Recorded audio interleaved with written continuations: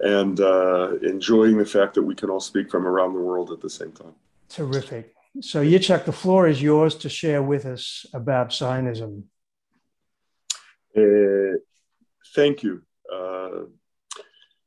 Thank you very much. It's nice to be back. I've had the pleasure of joining Think in different venues, once in The Hague, in Den Haag a number of years ago, once in Prague, and a few times on Zoom in different locations. And it's wonderful to be with a community of people who share our vision of a Jewish state that lives freely, independently, and with a sense of justice in terms of how it struggles with the dilemmas that we must face every day.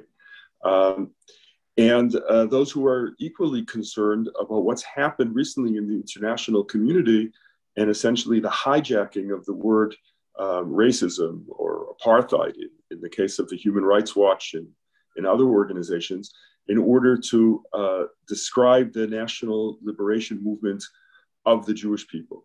We live in very, very strange times. As we speak, thousands of individuals are attempting to get into Europe or the United States.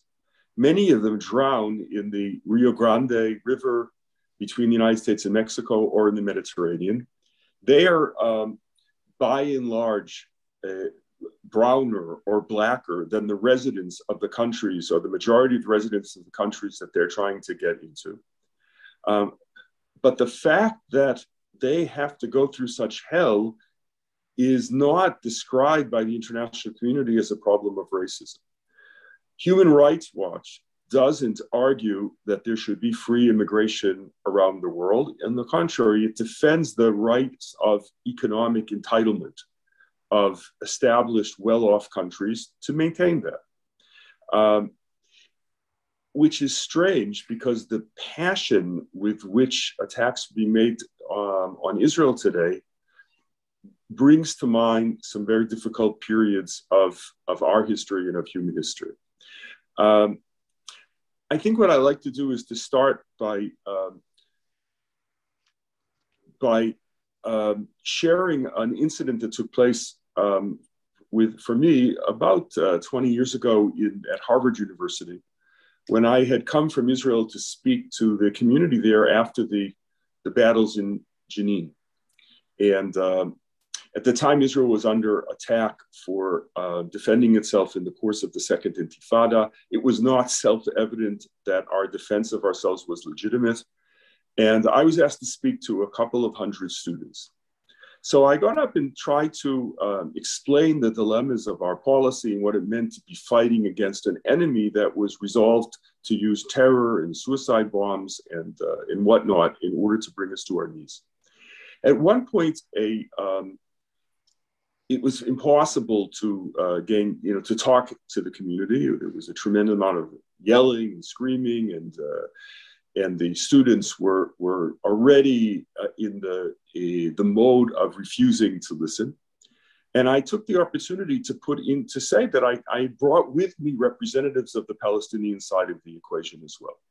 And I put into what is then a VCR, for those of you who remember, a video, which described, it didn't describe, it showed in graphic terms sermons taking place in Gaza, in Judea and Samaria, the West Bank, of Muslim clergymen calling for the destruction of Israel, saying that there would never be peace unless Ramla and Lud and Tel Aviv and Jaffa returns to Palestinian control, and justifying the use of wholesale terror against the civilian population.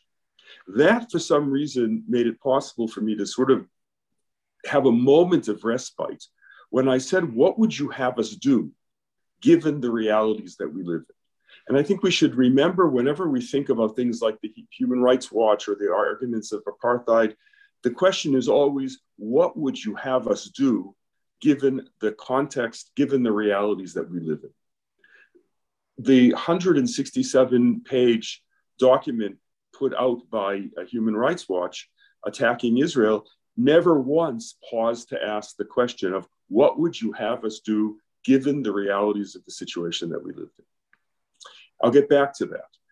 But at Harvard at the time, I remember a young Palestinian raised his hand. All of a sudden it was quiet. I was able to take questions. And he said, I don't understand one thing, sir. You, the Jews, are a religion. We, the Palestinians, are a nationality. As a nationality, we are entitled to territory, to the control of territory. You, as a religion, are not. There are no religious states in the world other than the Vatican. All other states are political, territorial, and based on nationhood, not on religious faith. You, as the representative of the Jews here, are religion, but you should not have rights to territory. Palestine is ours. So I thought about how to respond, and I think we would all think about how to do that. I said at the time, imagine for a minute you're speaking to someone from China, from India, from Persia, from Egypt, ancient peoples, thousands of years old, who see themselves as nations in using a definition that predates European nationalism by some 2,000 years. A group of people who come together because of a connection to each other, to a common vision, to a language, to a territory. Jews are part of that pretty exclusive club. So when you say to me, you Jews are a religion, what you're doing is using a sociological argument produced in Western countries in Europe to define their Jewish minorities in a way that they found comfortable, which stripped of the Jews the right of defining themselves. We have, I said, been defining ourselves for the last 3,000 years as a people, which does not mean to say that you Palestinians don't have the same right to begin now in this century to define yourselves as a people, but we are not going to say that you can tell us that we therefore have no rights. Now, the argument over whether Judaism is a religion or a nation, or today, whether Jewish national self-fulfillment is considered to be racial or racist, is an old argument. It's been around for a long time. Today, it's much more potent in many ways. But that I think that that's sort of the starting point for this conversation, to understand Zionism is not used the language, I would say, of 19th century European nationalism after an awakening of nationalist groups in Europe, in Italy, Germany, France, later on in Eastern Europe, Central Europe. It used that language because it was understandable to Europeans. But ultimately, to argue that Zionism is racism is to argue that Judaism is racism. And to argue that maybe that any national self-identity is racism whatsoever, any distinction between peoples. If we looked for the origins of a concept of the Jews as a people, we need to go no further than the Bible itself, which speaks about God speaking to Abraham that he should get up and go to the land of Israel to create a nation which will be of a blessing to the earth. He himself does not create that nation. He creates a group of families based on himself and his wife and what the Bible says, the souls that he did in Haran. That, in other words, non-Jews, non-family members who were added to this community. Moses takes up the gauntlet that Abraham laid, takes the Jewish people out of Egypt, forming them as a nation, not within the context of a territory, but within the context of a group of people who share a common faith, a common vision, and ultimately reach the land of Israel in order to fulfill that vision. To fulfill it, in this case, the vision, I would say, comes down in a nutshell to that of creating a society that is both holy and just. And the national dialectic of ancient Jewish history was always seen to be, would the Jews succeed in creating a just society in the land of Israel? You needed to be in the land, you needed to have a political entity in order to live with those values. They weren't values to preach, they were values to act upon. You could only act upon those values were there to be sovereignty. But it was never clear that the Jewish people would remain in the land of Israel were they not. On the contrary, it was clear according to the prophets that they would not remain in the land of Israel were they not to pursue justice, as is cited in the book of Deuteronomy.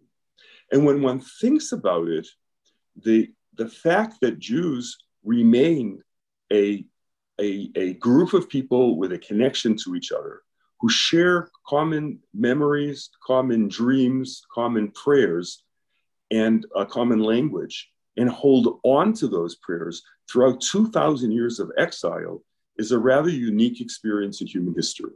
There are no other examples of a group of people who are not defined by their color or by their appearance, who maintained the ability to project their presence into history, into the future, and to once again, 2,000 years after losing sovereignty, to return as actors in history. It's an amazing, amazing story.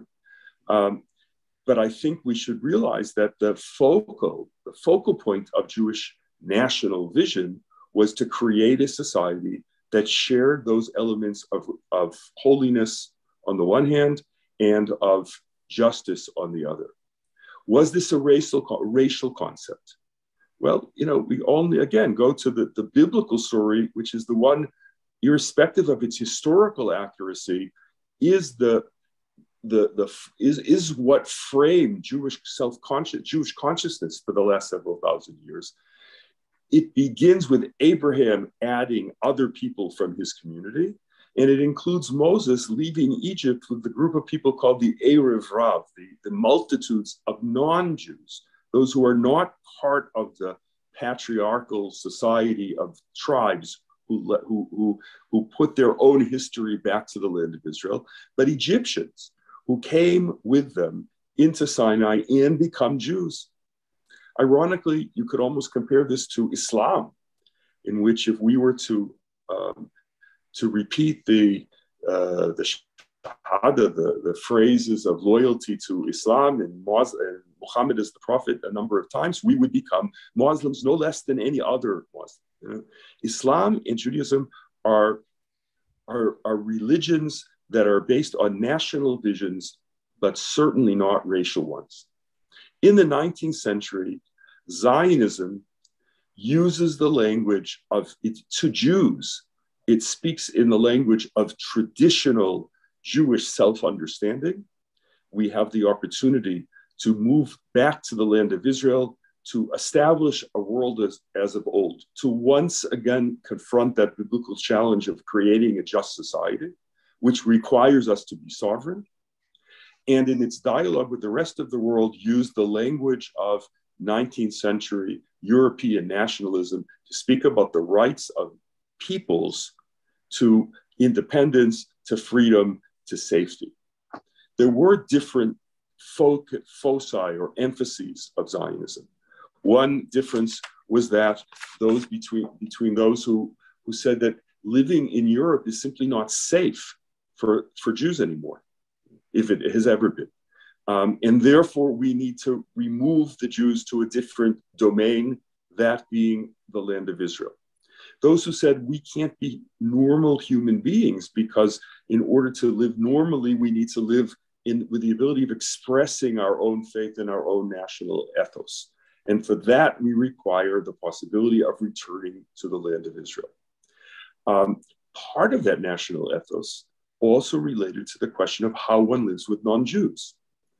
It's true that the initial Zionist movement did not see the hundreds of thousands or perhaps a million Palestinian Arabs, as today we call them, living in the land of Israel as a major challenge, because they felt that they were speaking in the name of up to 15 million Jews who would create and in a Jewish society in which the non-Jewish elements would be a tiny minority and therefore able easily to receive absolute and complete equal rights. And that was the concept, the way that in Sweden, or 12% of the population are Finns, or in Finland, 12% are Swedes, I don't remember. And there are no issues of national rights, but there are issues of human rights, and everyone receives the same human rights. That was the concept of Herzlian Zionism and of most of Zionism in the 19th, going into the beginning of the 20th century, where it became clear that it was not going to be possible for the Arabs living in the land of Israel to accept the fact that they'd be living in a Jewish environment, in a Jewish sovereign state. Because while the Jews were listening to the voices of Western national self-determination and nationalism, and paying attention to what was happening in Versailles after the First World War and the concept of self-determination, so were the Arabs. And the Arabs argued that they too have national rights. And the question was, who defines them? From the Arab perspective, European involvement in defining their own rights was something that they found hard and continue to find hard to understand. But what we saw then was, beginning with Churchill in 1922, that partition became a paradigm with which to address the question of how does one preserve the national political rights of Jews and the national political rights of Arabs. As Arab consciousness began to develop, it moved from the general Arab people to subgroups, Syrians, Lebanese, Iraqis, Palestinians, even Jordanians, who initially did not have a national identity at all, but were a country that was formed by Great Britain for its own imperialist reasons. All of these places developed classical concepts of political nationalism. Partition has been on the table since 1922 with Churchill. It repeated its role in 1937 with the Peel Commission in the effort to create a truncated Jewish state at the expense of the possibility of bringing millions of Jews and a larger Arab political entity between the Jordan River and the Mediterranean. It was rejected not only by the Arabs, but also by Winston Churchill himself as a non-starter because of the damage it did to the national Jewish interests. Ben-Gurion accepted it because he understood where we were headed, perhaps in terms of the Holocaust and in terms of the evaporation of British support for partition.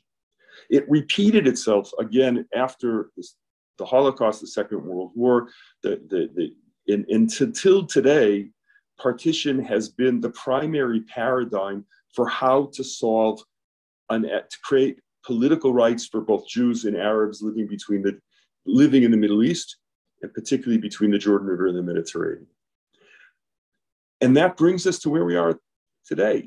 If you look at the perspective of the Israeli left, which has been in favor of partition since the onset, certainly since 1948, even earlier, they argue that Israel needs to have partition in order to make it possible for it to grant absolute equal rights to everyone living under its control, be it within pre-67 Israel, be it with any territory we hold onto in Judea and Samaria in the West Bank.